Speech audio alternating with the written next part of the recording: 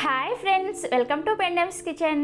పెండెమ్స్ కిచెన్లో ఈరోజు వీడియోలో రోడ్ సైడు బండి మీద అమ్మే దోశల పిండి పునుగుల్ని ఇంట్లోనే పర్ఫెక్ట్గా ఎలా ప్రిపేర్ చేసుకోవాలో చూపించబోతున్నాను.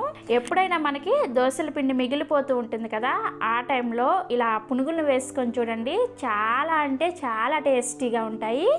సో ఇక లేట్ చేయకుండా ఈ దోశల పిండితో పునుగుల్ని ఎలా వేసుకోవాలో ఈ వీడియోలోకి వెళ్ళి చూసేయండి. దోసల పిండితో పునుగులు వేసుకోవడం కోసం ఫస్ట్ ఒక గిన్నెలోకి 1 కప్పు కొద్దిగా పులిసిన దోసల పిండిని వేసుకోండి. దోసల పిండి కొద్దిగా పులిస్తేనే పునుగుల టేస్ట్ అనేది బాగుంటుంది అనమాట. మీ దగ్గర ఒకవేళ పులిసిన దోసల పిండి లేకపోతే ఫ్రెష్ది అయినా సరే వేసుకోవచ్చు. వేసుకొని ఇందులోకి ఏ కప్పుతో అయితే దోసల పిండిని తీసుకున్నారో అదే కప్పుతోటి 1 కప్పు మైదా పిండిని వేసుకోండి. మైదా పిండి ఇంతే వేసుకోవాలని ఏం లేదు, కొద్దిగా ఎక్కువ కానీ తక్కువ కానీ పట్టొచ్చు. ఫస్ట్ 1 కప్పు వేసుకోండి.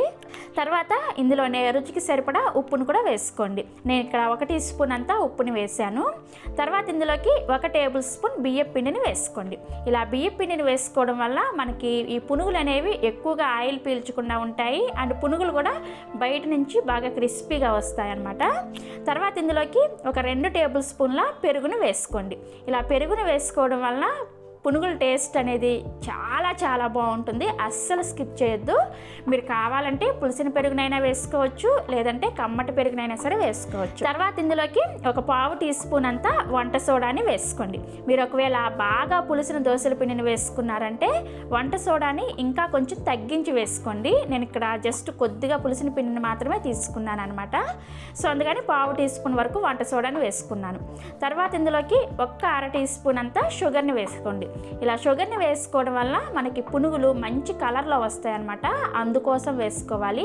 మీకు ఒకవేళ వేసుకోవడం ఇష్టం లేకపోతే షుగర్ని స్కిప్ చేసేయచ్చు. ఇవన్నీ వేసుకొని ఈ పిండిని చక్కగా చేత్తోనే బాగా కలుపుకోవాలి.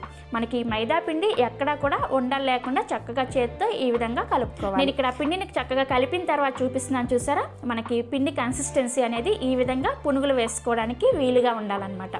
ఇలా కలుపుకోవాలి. మీకు ఒకవేళ అవసరమైతే ఇంకొక టేబుల్ స్పూన్ వరకు మైదా పిండిని కూడా వేసుకొని ఈ విధంగా కలుపుకోవచ్చు.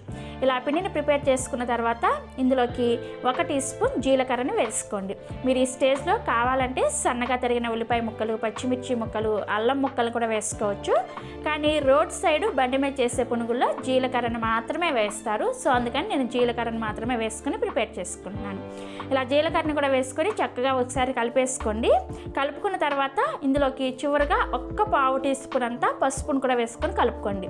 పసుపు కూడా ఆప్షనల్, మీకు కావాలంటే వేసుకోవచ్చు, లేదంటే స్కిప్ చేసేయచ్చు. పసుపు వేసుకోవడం వల్ల కూడా మనకి పునుగులు అనేవి మంచి కలర్ వస్తాయి అన్నమాట. సో ఇలా కలుపుకున్న పిండిని పక్కన పెట్టేసుకొని స్టవ్ మీద కడాయిలో డీప్ ఫ్రైకి సరిపడా నూనెని పోసుకొని బాగా వేడి చేసుకోవాలి. నూనె బాగా వేడైన తర్వాత మంటని మీడియం ఫ్లేమ్లోకి పెట్టుకొని మనం ప్రిపేర్ చేసుకున్న పిండిని ఇలా అంచు నుంచి తీసుకొని ఈ విధంగా చిన్న చిన్నగా పునుగుల్లాగా వేసుకోండి. మీరు పిండిని ఈ విధంగా అంచు నుంచి తీసుకొని వేసుకుంటేనే మీకు పునుగులు అనేవి చక్కగా రౌండ్గా వస్తాయి అన్నమాట. ఇలా పునుగుల్ని కడాయికి సరిపడా వేసుకొని వీటిని మీడియం ఫ్లేమ్లో చక్కగా జాలి గరిటెని పెట్టుకొని ఈ విధంగా రౌండ్గా తిప్పుతూ ఉన్నారంటే మనకి పునుగులన్నీ కూడా చక్కగా ఈవెన్గా ఫ్రై అవుతాయి అన్నమాట. ఇలా చక్కగా ఫ్రై అయిన తర్వాత ఈ పునుగుల్ని టిష్యూ పేపర్ ఉన్న ప్లేట్లోకి తీసుకోండి. ఇలా తీసుకుంటే ఎక్స్ట్రా ఆయిల్ ఏమైనా ఉంటే టిష్యూ పేపర్ అబ్జర్వ్ చేసుకుంటుంది అనమాట.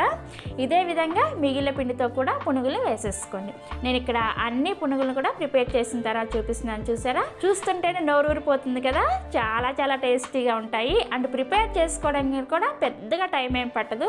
జస్ట్ ఒక 10 నిమిషాల్లోనే మనం పిండి కలిపేసుకొని ఈ పునుగులు వేసేసుకోవచ్చు. ఈ పునుగుల్ని మీకు నచ్చిన చట్నీతో సర్వ్ చేసుకోండి. మీ ఇంట్లో అందరు కూడా ఎంజాయ్ చేస్తారు. సో ట్రై చేస్తారు కదా, ట్రై చేస్తారని అనుకుంటున్నాను. ట్రై చేసిన తర్వాత టేస్ట్ ఎలా ఉందో కింద కామెంట్ సెక్షన్లో నాతో షేర్ చేసుకోండి. అలాగే ఈ వీడియో కనుక మీకు నచ్చినట్లయితే ఒక లైక్ చేసి మీ ఫ్రెండ్స్కి, రిలేటివ్స్ కూడా షేర్ చేయండి. మరిన్ని ఎమ్మీ అండ్ టేస్టీ రెసిపీస్ కోసం పెండెమ్స్ కిచెన్ని సబ్స్క్రైబ్ చేసుకోండి. అండ్ పక్కనే ఉన్న గంటను కూడా నొక్కండి. Thanks for watching.